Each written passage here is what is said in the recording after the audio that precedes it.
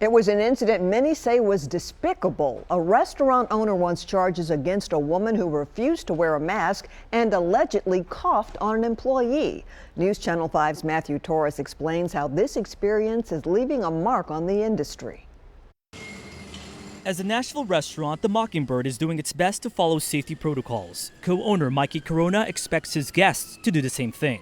Please, just wear your mask when you're coming in. But on Saturday night, Corona got the exact opposite when he says this lady, seen in black, refused to wear a mask and intentionally coughed a few times on his manager. It doesn't matter if it's a fake cough or a real cough. You're exuding your saliva onto somebody else during a pandemic at that. She was with a bachelorette party of 10 who reportedly stormed out moments earlier, not wanting to wear masks after they couldn't sit at a longer table. Corona stressed he had to split them into two tables, which were right next to each other to comply with Metro's guidelines. He claims the bride-to-be threw a fit. The bride-to-be was sitting here.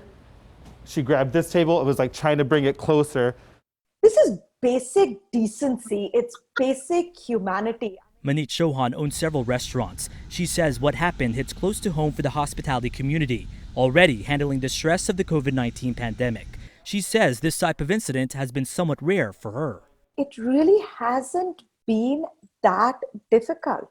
This is our community, right? And most of the people have been very, very respectful.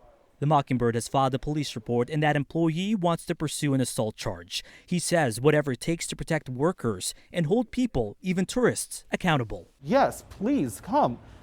But when you come in here with your bedazzled cowboy boots and you stomp all over us like we are just like some mat, that's not okay. We are human. He says that employee who was coughed on must now take a COVID-19 test and stay in quarantine before she can come back to work.